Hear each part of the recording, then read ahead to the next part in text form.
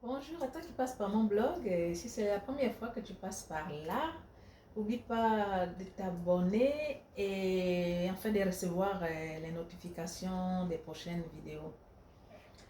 Alors, il y a une chose que je tenais à dire à mes abonnés.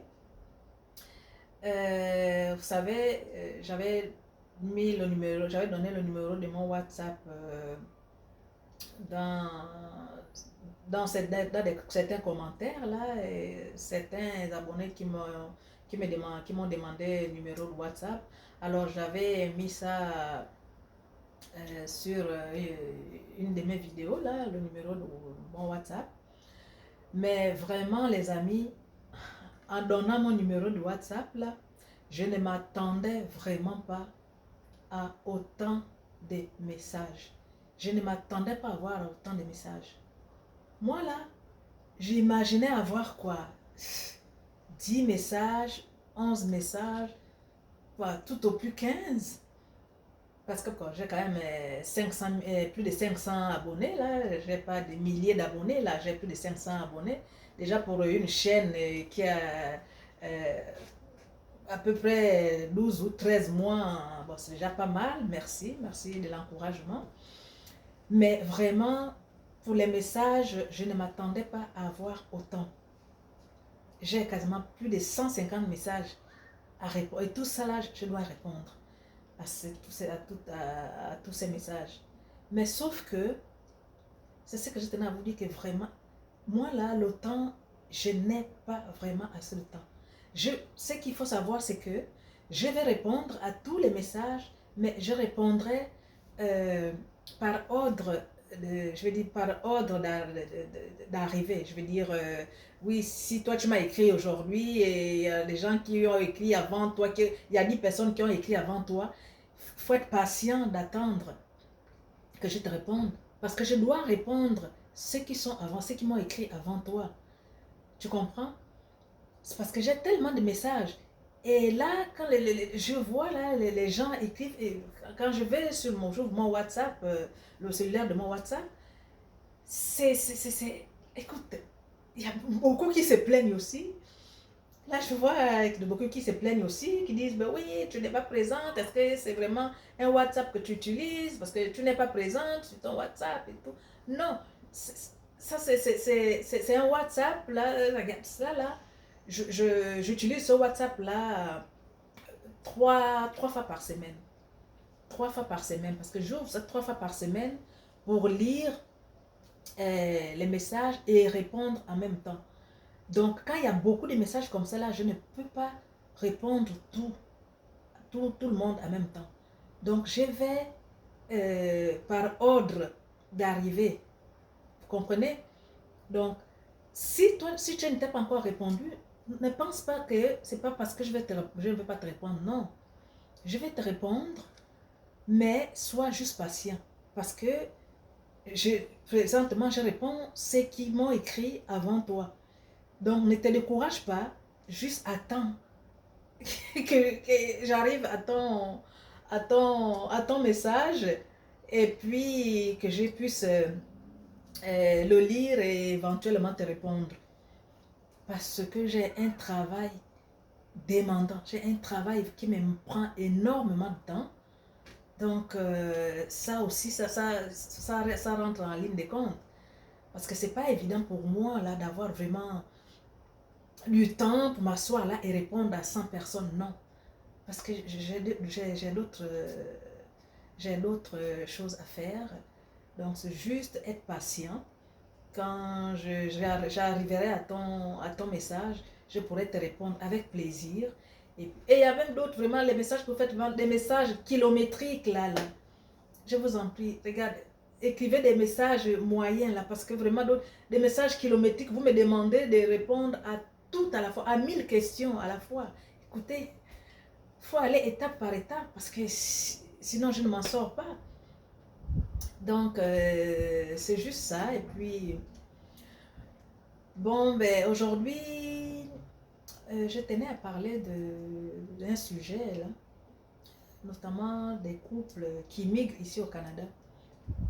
les couples qui partent de l'Afrique, en tout cas d'ailleurs, euh, les couples qui ont des déchirures déjà dans le foyer, où il y a la violence, des choses comme ça, où monsieur bat madame, il tape même les enfants et tout. Ben, je sais, ça se passe hein, en Afrique et partout ailleurs. On en voit un peu partout là-bas. Donc, je voulais pas un peu parler de ces couples-là, parce que ces couples-là, quand à partir de l'Afrique, c'est déjà gâté, comme on dit. Oh, désolé. C'est ma télécommande, petite télécommande. Ok, donc je disais, quand à partir de l'Afrique, c'est déjà gâté dans un couple, il y a la violence, il y a les injures, il y a l'humiliation et tout. C'est sûr que pour la femme, c'est quelque chose vraiment de très dur.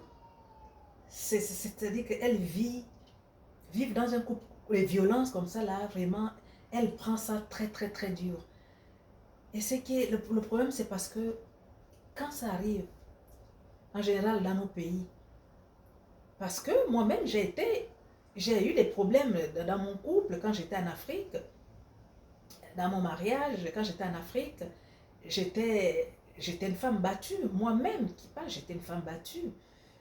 Mais bon, quand je suis sortie de là et tout ça là, je pensais que dans la vie, c'était... Bon, c'est que tout le monde vivait. Parce que quand j'allais me plaindre, soit à la police ou des choses comme ça là, on me disait, mais non, madame, écoutez, c'est votre mari, que voulez-vous qu'on fasse? Arrangez-vous et tout. Bon, pour moi, c'était comme naturel. Pour moi, je me suis dit, ok, peut-être c'est normal que je me fasse battre. Peut-être. Bon, après. Donc, ça c'était juste une parenthèse là, en parlant de moi. Mais la plupart des couples qui ont vécu le même cas que moi en Afrique, et puis qui, du jour au lendemain, euh, rentrent ici au Canada, où le droit de la femme est respecté, où le droit de l'homme est respecté, où vraiment tout est comme, comment dire, tout est comme contrôlé là, c'est-à-dire que tout est surveillé là. Toi, tu es un homme, tu as ta femme, tu n'as pas le droit de faire ci à ta femme. Toi, la femme, tu n'as pas le droit de faire ça à ton mari. Bref, chacun a ses droits dans ce pays. Alors, qu'est-ce qui se passe quand des couples qui ont déjà des déchirures dans leur foyer arrivent dans des pays comme le Canada? Donc, quand ils arrivent et que la femme constate autour d'elle que non, voyons donc. Donc, elle peut être défendue ici quand elle constate que non. Elle a le droit aussi de parler à son mari quand son mari lui dit, quand son mari lui parle, elle a le droit de rétorquer, elle a le droit de répondre. Parce que il y a certains foyers où quand l'homme parle hein, et que la femme essaie d'ouvrir la bouche, ah non, pour l'homme, c'est comme si tu l'insultais. Quand je parle, tu n'as pas le droit de répondre et tout. Là, c'est un problème. Là, c'est la gifle, c'est le coup de poing, c'est les coups de tête, c'est les coups de pied. Enfin, bref, nous tous, on a vu comment ça se passe, on sait comment ça se passe. Je ne dis pas dans tous les couples, hein, je ne parle pas de tous les couples. Je dis il y a certains couples. Parce qu'il ne faut pas comprendre ça au travers. Je dis, il y a certains couples qui vivent dans la violence, la déchéance. Donc, moi, j'ai été victime. Donc, en parlant de moi-même, j'ai été victime de la violence dans mon foyer quand je vivais en Afrique avec mon ex-mari. Donc, alors, quand la femme se rend compte, en venant ici avec son mari, là, quand elle se rend compte que non, donc elle peut, pour une fois dans sa vie, elle peut être protégée pendant que son mari l'insulte ou si son mari la touche, elle peut être protégée. Là, qu'est-ce qu'elle devient? Là, c'est-à-dire que toute la douleur qui dormait en elle, toute la haine qu'elle a, comment qui dormait en elle, la souffrance qu'elle a subie avec son mari depuis l'Afrique, eh bien, tout remonte à la surface quand elle arrive ici. Et là, elle perd patience. Donc, quand ils sont pendant qu'ils sont ensemble, là, ce qui fait que même si l'homme lui dit quelque chose ou si l'homme essaie de l'engueuler seulement, même si c'est pas vraiment une violence aussi violent comme ce qu'il faisait en Afrique, mais là, même si l'homme lui hausse le ton pour lui dire quoi que ce soit, bon, ce moment-là, elle perd patience. Parce qu'elle comprend, elle a compris très vite que non, ici, elle ne peut plus se laisser battre, elle ne peut plus se laisser insulter, elle ne peut plus se laisser humilier. Donc, qu'est-ce qu'elle fait? Tout de suite, elle appelle la police. Tout de suite, elle appelle la police et quand la police arrive, c'est quoi? On ramasse le mari, on l'amène. Et plus grave, c'est parce que quand on amène le mari, elle-même, elle donne des consignes, elle dit qu'elle ne veut plus de cet homme-là dans sa maison. Malgré qu'il y a des enfants et tout ça là. Ah, elle dit à la police que non, elle ne veut plus de lui dans la maison. Parce que ça, c'est, si vous voulez, la vengeance qu'elle a vraiment, toute la vengeance qu'elle a, comment on appelle ça là, qui se ressortent en elle maintenant. Parce que le mal que le monsieur lui a fait quand ils étaient en Afrique, ici, elle veut rendre le même mal à ce monsieur. Donc, notamment, de faire en sorte que ce monsieur-là ne soit, soit en moins de 50 mètres d'elle. Ça fait, c'est les autorités qui demandent ça. Hein.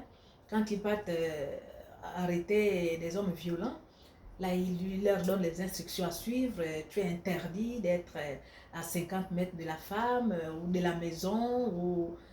Et les femmes sont... Et la femme, elle est à l'aise avec.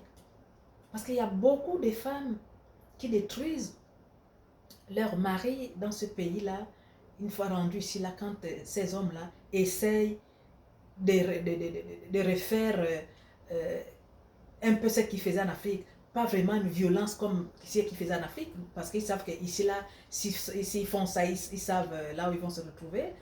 Mais ils le font différemment. C'est-à-dire, en Afrique, s'il frappait, ben ici, là, il va insulter, par exemple. Il ne va pas la toucher, mais il va insulter. Or, la femme, elle connaît ses droits ici. Elle va se dire que non, en Afrique, tu me battais. Ici, tu m'insultes. Ah non, ça ne se passe pas comme ça. Et de suite, elle va s'arranger à mettre son homme hors d'état de nuire. C'est ça, c'est bien beau, c'est la vengeance et tout. C'est un plat qui se mange froid, comme on dit. Mais dans tout ça là, est-ce qu'on pense aux enfants? Est-ce qu'on pense aux enfants? Parce qu'il faut, comment dire, je parle surtout aux hommes là, parce que la vie que tu menais, là, avant que tu ne viennes au Canada, ta vie de violence que tu menais là-bas, si tu pouvais changer, rendu ici là, et être doux avec ta femme, sachant que, bon, là, c'est plus le même cadre, c'est plus le même mode de vie. Donc, juste éviter d'insulter la femme, ou éviter de crier sur la femme. C'est parce que ce qui se passe, quand vous ne pouvez plus battre comme vous battez en Afrique, ici, vous vous mettez à crier sur elle, à l'insulter. Or, c'est pas bien. Parce que même toi, là, qui parle, là, c'est les enfants qui restent vraiment là, souvent parce que les enfants veulent voir leur père, mais la femme ne veut même plus te sentir auprès d'elle et ses enfants. Et dans tout ça, là, personne ne gagne. Vous tous, vous perdez parce que quoi? Parce que c'est les enfants qui souffrent dans tout ça, là. C'est les enfants qui souffrent. Donc, juste, moi, c'est que, moi, en tout cas, c'est que j'aimerais dire aux femmes, c'est de laisser, comment on appelle, quand tu traverses l'océan, venir dans les pays comme ça, là, c'est de je sais que c'est difficile, mais essayez d'oublier la vie, la vie des bastilles que tu avais en Afrique. Et puis ici, là, donner des ultimatums à ton mari et l'expliquer en lui disant bien que si jamais il recommence ou si jamais il te retouche ou jamais, juste parler en couple. Dire que ici, là, chérie, je ne serai pas patiente. Si jamais un jour tu me touches, là, j'appelle la police et je leur demanderai de t'éloigner le plus possible loin de moi. Donc, et puis vous entendre simplement. Parce que quand vous vous déchirez comme ça, là, ici, là, ce sont les enfants qui prennent aussi un coup. Parce que les enfants ne voient plus leur père. La mère est seule. Et puis le père, il a les remords par rapport à ses enfants. Il aime peut-être encore toujours sa femme. Mais là, on lui interdit tout. On lui interdit même comment on dit ça, d'aller prendre même ses vêtements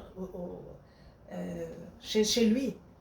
C'est-à-dire qu'on l'interdit tout. Il n'a même pas le droit d'aller prendre ses effets personnels à la maison.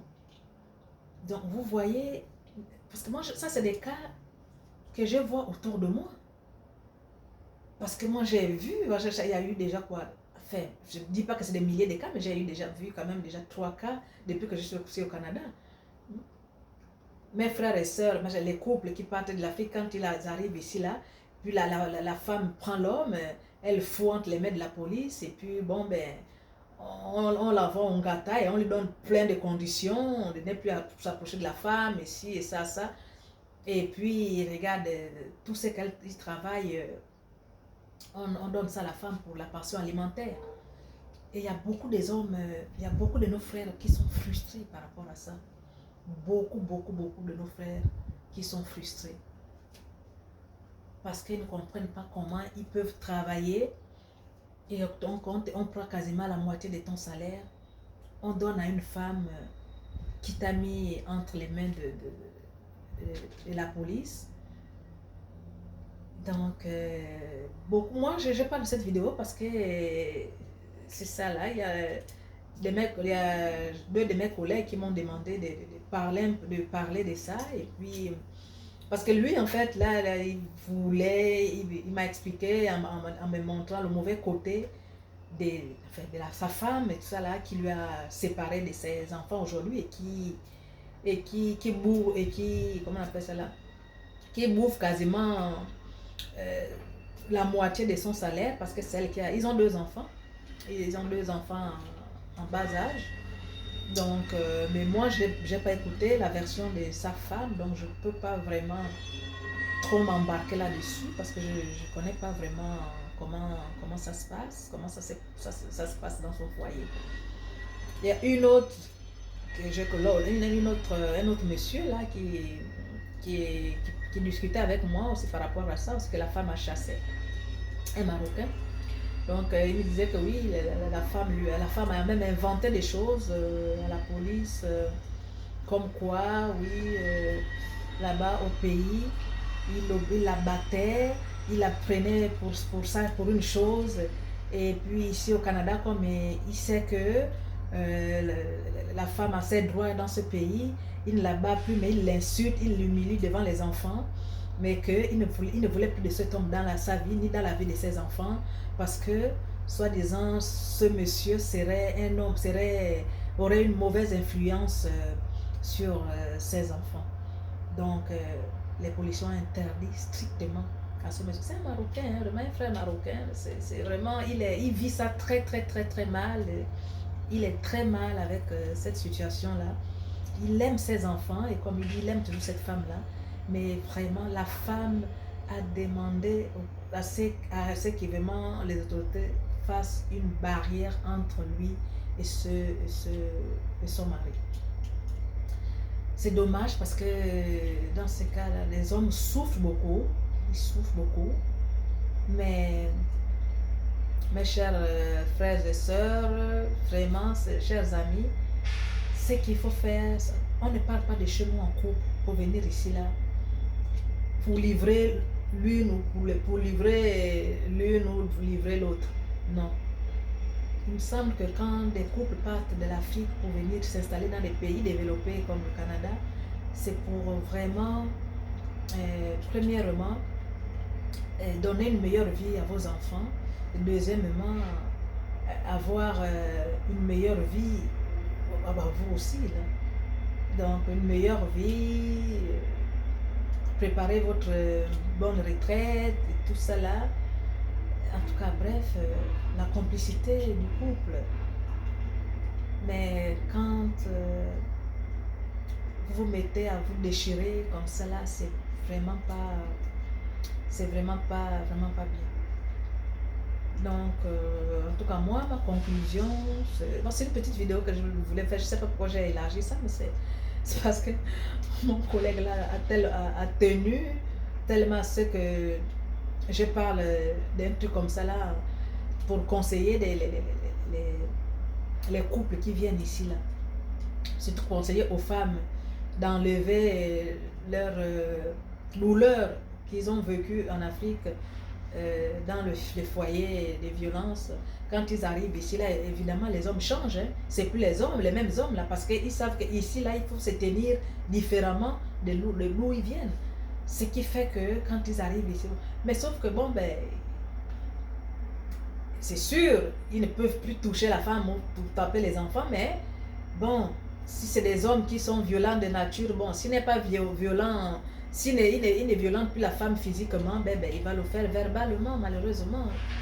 Il va le faire verbalement, parce que, bon. Mais ça, malheureusement, les femmes, quand même ça, elles n'acceptent plus. Elles n'acceptent plus. Ce qui fait que, bon, quand vous venez, c'est juste essayer de pardonner ce qui s'est passé là-bas, parce que bon, c'est le père de ton enfant, c'est ton mari, il est venu ici avec toi, ma soeur. Essaye de mettre l'éponge sur ce qui s'est passé là-bas. Mais maintenant, s'il continue à te toucher, à te battre ici, voilà, c'est autre chose. Mais je pense, verbalement, c'est sûr que bon, les injures aussi, c'est, écoute, la douleur aussi, ça se présente là, hein, aux insultes, c'est-à-dire quand ça c'est frappé verbalement aussi, hein, quand ton homme t'insulte, ça c'est comme si tu te battais aussi avec la bouche. Donc ça fait mal aussi.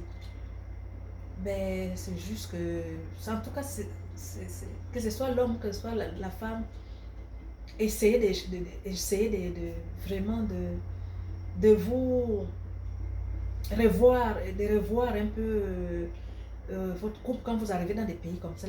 Essayez de revoir, essayez de vous réconcilier vraiment dans le bon sens. Essayez de voir les avantages par rapport à vos enfants, les avantages du fait que vous soyez tous ensemble et élevez vos enfants ensemble.